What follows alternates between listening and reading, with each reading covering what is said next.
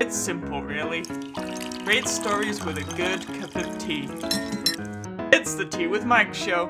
Alright guys, welcome to another Tea with Mike story. And joining me today is Kalli Melenius. Welcome to the show. Thanks for having me. Hi, everybody. No worries. So our tea fact for this story time is more than 1.42 million pounds in weight of tea are consumed in the US every single day, and that tea fact comes from teahouse.com. So first off, that's wow. That's a lot of tea. That's a lot of tea. I'm not surprised. Tea is fabulous. Awesome, and because tea is fabulous, what tea are you drinking today? Are you a tea lover? How much do you drink? Give us the spill now. I love tea. I'm a bit of a coffee snob. I like coffee maybe slightly more than tea, but today is a spicy chai kind of day, so a little bit of extra ginger in there too. Do you just drink the one type of tea, or do you like to mix it up? I like lots of kinds of tea. I think the only tea I don't like is fruit tea. I think that like hot fruit is weird unless it's in pie. So, I would agree with you. Yeah, I like English breakfast. Yeah, me too. It's one of my like favorite. Earl Grey with the bergamot in there. It's nice sometimes to add a tiny bit of like vanilla or lavender. Have you tried lavender in your Earl Grey? I'm not a huge fan of Earl Grey. Oh, okay. That's fair. I like kind of obviously the black tea, so English breakfast tea is good. What else do I like? Herbal tea is quite nice once in a while. Yeah, I like mint tea if I'm in the right. I have to be in the right mood for mint tea, but once in a while I like to switch it up. Yeah, what's the go-to tea for you? Like a plain black tea? Yeah. So it's called Yorkshire tea. So yes, I know. Yes, the world is a better place because of Yorkshire tea. Yorkshire tea, yeah. Because obviously I'm from England, and pretty close to. I lived in North Yorkshire, and the tea's from a place called. It's made in Harrogate, so it's quite a posh place in England, and stuff. So yeah, so it still reminds me a little bit of England at the same time. I bet. I was in England just late last year. It's so cool there. It's super nice. What's your favorite part about England? What were you kind of doing while you were in England?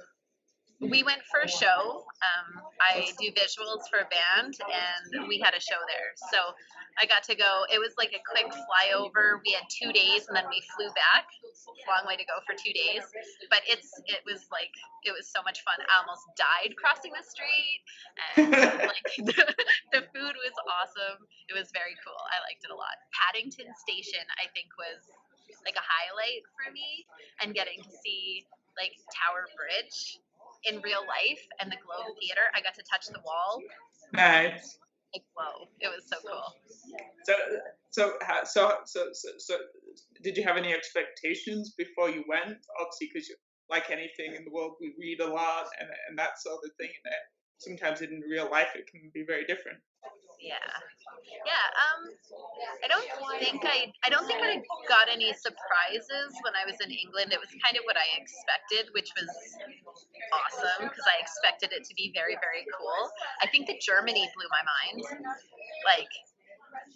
Germany wasn't at all what I expected, and it was so much cooler to be there. But England was exactly as I thought it would be. Was it raining? It didn't actually. It was calling for rain the whole time we were there, but the sun was out and it was warm and the birds were singing. The weather was perfect. Maybe it rained the day we got there. Yeah, it was pouring rain the day we got there, but then after it was good. And it was definitely England that you went to. I know, right? I know. We were right in London proper, and it was gorgeous. Yeah.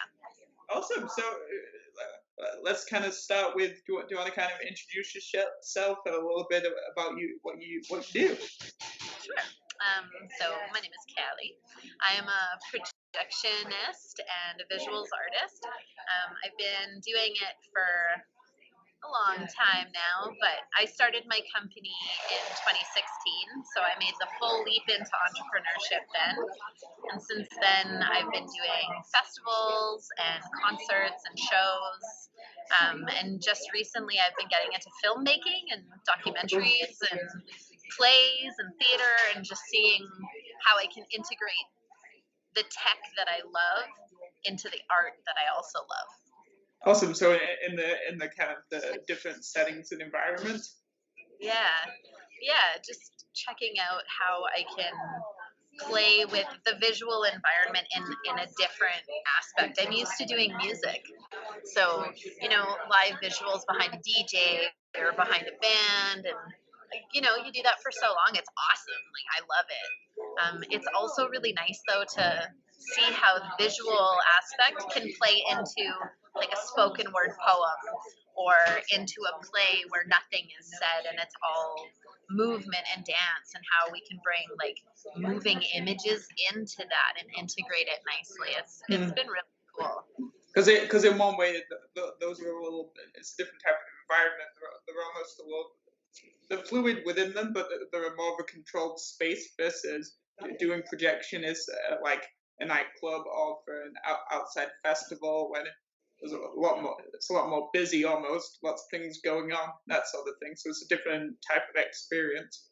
Yeah, and it's a super different crew too. Like when you're in the music environment, everybody's kind of got a thing that they do, and everything is very fluid. So there's lots of adaptation and there's lots of change. Whereas in theater, it's like, this is your job and this is the script and these are the cues, and I am the opposite of straight lines. So it's fun. You're starting to develop not an interest, but is the one that you prefer doing more over the other, or is that what you like the best, being able to like kind of mix it up and that sort of thing? I really like change. I like that every day I go to work, it's completely different and the challenges are totally different. So it's been fun for me to like one day do a rave and the very next day DJ a wedding, and then the very next day go and like record an educational documentary, and then the next day be in that theater environment. Like, it's just, it always has me on my toes, and I think that that's what I like about it. Awesome. So let's go back a little bit. How did you kind of become interested in technical theater, like the kind of the artistry behind the entertainment space, and then also art and music, because they all kind of combine? I was actually working at a play cafe for kids. I was serving coffee for a living, and I was DJing on the weekends. Nice. And I met someone, my mentor, and who's someone who's developed into one of my very best friends. He asked me one day, I was actually the day I met him, and he was like, "What do you do?" And I'm like, "Oh, I'm going to train to be a yoga teacher, and I work at a play cafe." And he was like, "What's the passion? Like, if you could do anything in the world, what would you do? Money, education, nothing is standing in your way. What would you do?" And I couldn't really think of anything except music. I really needed music in my life every day. And he looked at me and was like, "Okay, I can work with that." And then the next day my phone rang and he was like, "So my wife has this gig. Do you want to come and learn how to do sound?" So I went and I loaded in gear to the casino Yellowhead, and I like learned about running a soundboard, which I hadn't done since high school, and I loved it, and the rest just kind of happened. I just found it, and it found me. Awesome. So for you, not really the traditional path of like a formalized program or stuff like that. You took an opportunity that kind of presented itself like to you, and then you put in obviously all the time and effort it took, and you learned as you went.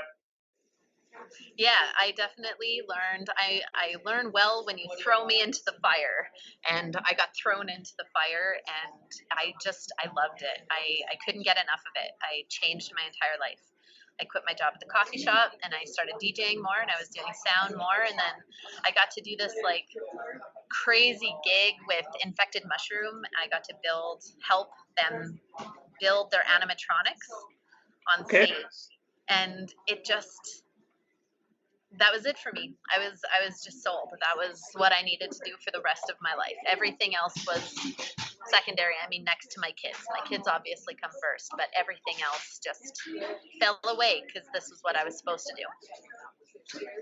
So is the kind of the projectionist space, is it a competitive space? Is there lots of people that do it? Do you want to speak a little bit to that? I think it is competitive. It's kind of the tech world is a really small world. It covers the entire globe, but there's maybe only, several thousand of us spread out across the planet. And when you get into projection mapping specifically, the world gets much smaller, but it's growing. I mean, DJing kind of went through that explosion too. Like in the 80s, there were the DJs and they had the gear, but there weren't very many of them. And then in the 90s, it kind of became more affordable and people could do it. And now we live in a world where everybody can be a DJ. If you want it, you download the program and you learn about it, you watch some YouTube, and bam. And I think that the visual art world is also going that way. It's becoming more affordable, it's becoming more accessible. So the competition is increasing as it gains popularity. So that brings this interesting question. Obviously, you've been doing it for a while. So how do you feel? How do you feel about the fact that it's become more affordable, more people can do it, and there's more competition?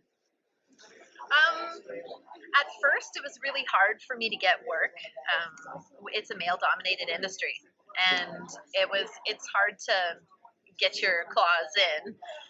And then I kind of got my spots, and the competition in Edmonton was increasing, but there's a billion shows, and like there's 5 or 6 or 7 or 10 shows every weekend, and I haven't really felt it very much. I recognize that like jobs that I used to do are now being done by somebody else, but I've also moved on. And I just keep seeking out what makes me happy, and I like to keep moving. So like their success is awesome, and I want people to know how good it feels to do something that you totally love. And if they love doing what I love, then that's awesome. So like I feel the competition, but it doesn't bug me. Gotcha. Because if I've translated correctly, you're always developing and learning your own skills and looking for kind of new environments to put your display your work. So, for example, like in the theater. Yeah, exactly. And I think that like there's always people coming in and out of the market. So it's cool to like go and do a thing and then put it up for tender again and bid, and maybe they want to try somebody else and they do, and they're really happy, and that's so cool because that connection has been made. And I still had an experience and they had an experience with me. But the universe has a funny way of just putting things in your path, and so that I just kind of go with it.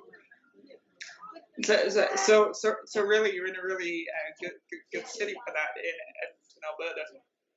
Yeah, Edmonton is a hotspot. Our city is experiencing a renaissance in art, which is fantastic because it's about time. It was like a desert for a long time, and now it's just like there's art everywhere, and there's music everywhere, and there's, like I said, like there's 100 shows, all the time, and that's fantastic. There's so much being made here, and so much of it is original. Like it's cool to be a part of. Yeah, and so as we've already touched on, projectionist, you do a little bit of lots of different things. What's one project that you were super proud of, kind of the outcome, maybe because of the challenges that it presented or the environment that the piece of work was displayed in? That's a good question. I think actually that there are two projects that like immediately come to mind. I was invited to do projection for a play called The Three Ladies. It was written by this amazing woman, Lady Vanessa, in Edmonton, and it was I know presented. her. I've met her.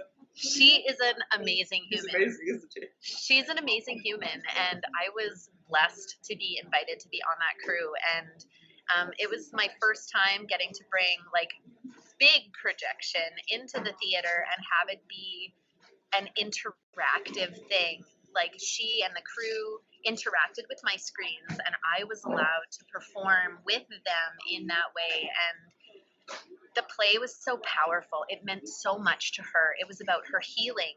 And in that process and us creating the visual content that was displayed, I healed. And then we got to present it to the world, and they were healed and healing through that presentation. And it was next level. It was powerful, and I'll never forget that experience. And then the other one, my friend Richie Veltui, I don't know if you know him. He's a sculptor in Edmonton. He's fantastic. He invited me to come and do some projection at the ice castles. Oh, cool.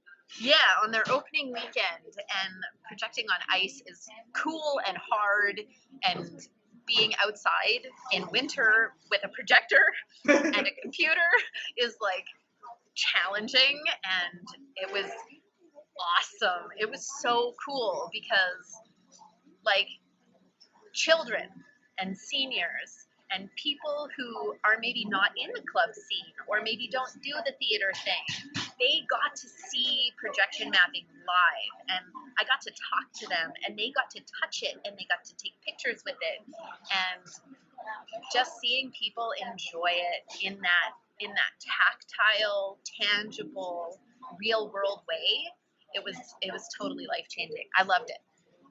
But as you were answering that, you mentioned the word challenge. What were some of the challenges of working outdoors in cold temperatures? I'm a wimp, and I don't like cold like at all, and I was totally and completely ill prepared. So the gear handled it phenomenally well. I had a little bit of a plan, so it was protected, and we did our best. But it was cold, and my feet, like I stand at my computer, and it was kind of a squeezed in space, so I couldn't really move around as much as I normally do. There wasn't music, so I couldn't dance. So I was just standing in one spot, and I almost got frostbite on my toes. And like my hands, I realized that when I get cold enough, my hands stopped working. Like I couldn't squeeze them. So like the physical challenges were very real, and now I own a snowsuit and I own great boots. And also projecting on ice, it's an organic structure. It's not a projection screen. It isn't a wall. It isn't a curtain. It isn't a thing. It's alive, and it's changing and growing every day, and temperature, humidity, it all affects how the image. Yeah. So like humidity, higher humidity makes the glass the ice really absorbent, so the image is dull and there's not a lot of definition, and then it gets really cold and the image is bright and sharp. Yeah, kind of pop more. Yeah, and so it was just a learning experience, and making it look good through all the different temperatures and humidity levels was challenging and fun. Cool, that sounds really cool. And then so in terms of projection, are there any like environments that you want to try projecting in that you haven't yet? Yeah, I really want to do a fog screen. I've never done that. Some friends of mine were playing with holographic projection as well, which I think is just like super cool, and I can't wait to play with. So I'd really like to do that. And this one time I was doing a festival, and my colleagues put a water pump in the river. and we had like a spray of water coming up from the river, and we projected into it, and it was okay. But then we shot a laser through it, and the laser like caught the mist, and so we had this like floating Sasquatch in the river. And That's like, cool. it was so cool. And there was like a rocket ship that would flow through, and it was like off in the middle of a river, and it was like super awesome. And so I've seen mist screens work. Like Disneyland has a really big one. I've never been successful at it, and I really want to be successful at it. So I think those are things I'm gonna try. Awesome. So that let's transition a little bit. So how can we use the arts, projection, all of the above, even sound, because you know stuff about that too. So how can we use kind of like digital media and technology to help deliver messages to different audiences? I just want to make sure I understand the question. How can I use technology to deliver my message? Yeah, how do you use it? And how do you kind of adapt it to like obviously different audiences, like the Ice Festival and That's a great question. That's a really good question. I think that's what makes it art, is taking the time to really understand the environment and the audience and the project itself. My mentor says that the lyrics have to suit the song, and everything has to work for the song. It's not about the artist that's presenting it. It's about the thing itself. And I think that that's the case with everything that's art related. It's not about me and my preferences. It's about the project and what the project has to say, and about the environment and what the environment is willing to receive, and the audience and what the audience, how we can, like the message we want to deliver, and what ways we can stretch the audience to experience something that maybe is unlike what they've experienced before. You know, you walk into an art gallery, you see paintings in frames, and that's expected, but they don't expect to see the image on the painting come to life with projection.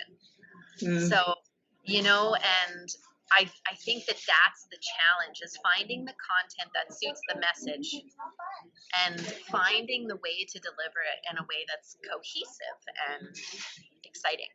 I love it. Awesome, great answer. And so, kind of switching it up a little bit.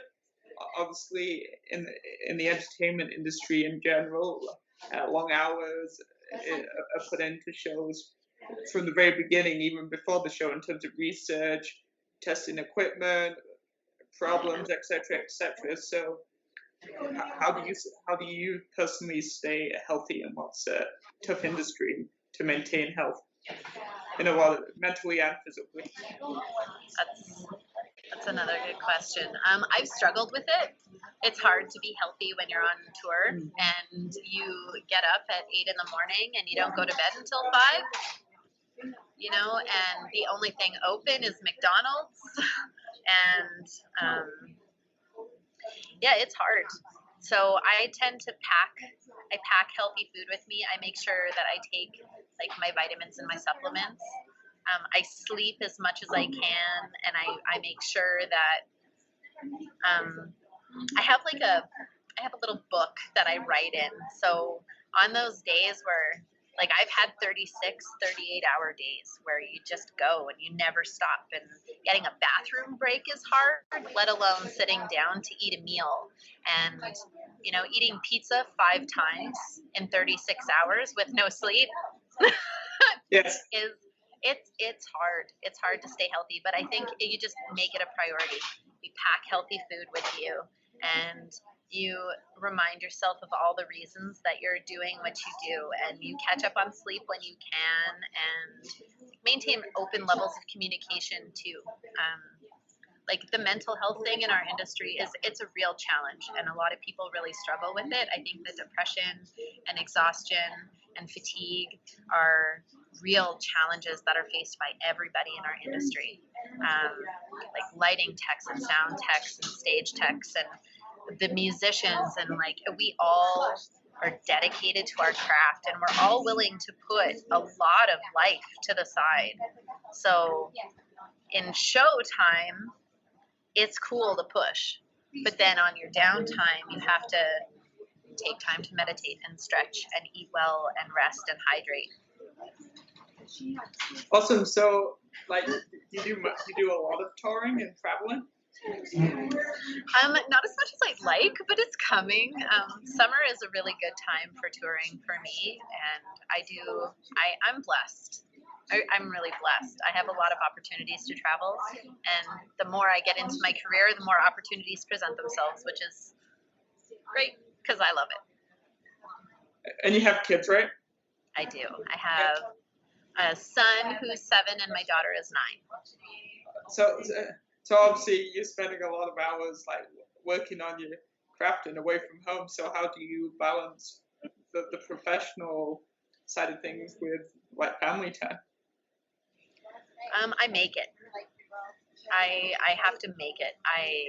Sometimes I have to walk away from certain things to make sure that my kids have me when they need me.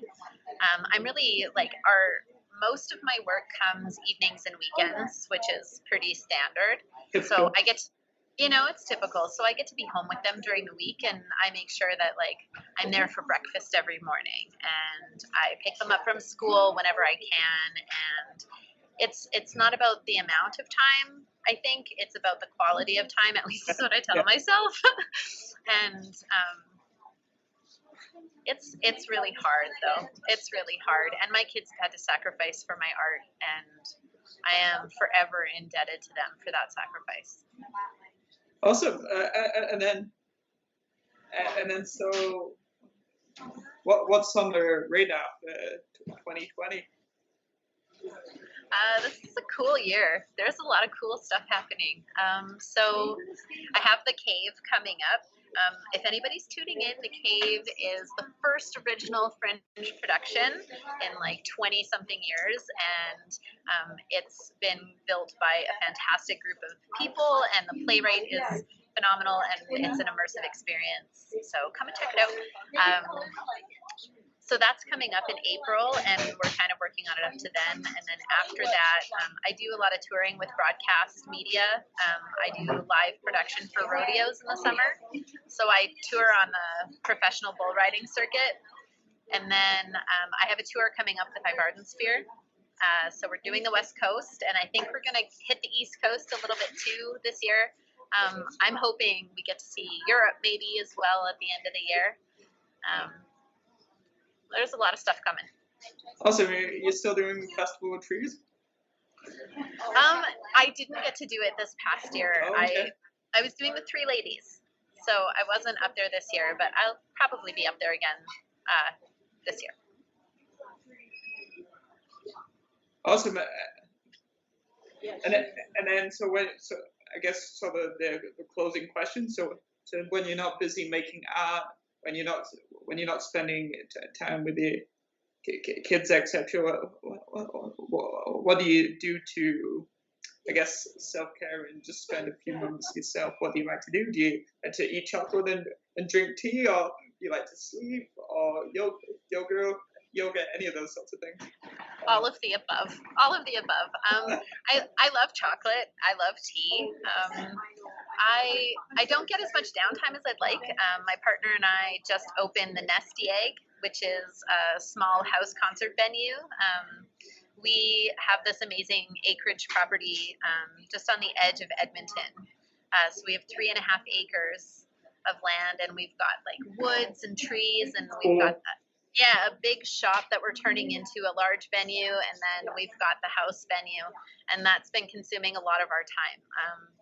And that's what I do in my downtime. I work and I build my venue, and I hang out with my people, and self-care. That's the love languages. My love language is time. So I just make sure that I carve out time for my people because they feed my soul. Awesome. That's a great way to close this particular story. So thanks for being on the Teawithmike show. Thank you so much for having me. This was a lot of fun. No worries. And guys, you'll be able to check out this story on teawithmike.com, and when you see this, I'll also be able to see what some of the stuff we've been talking about in terms of links to the show, etc., etc. But that's all we got time for today. So teawithmike.com. It's the Tea with Mike show.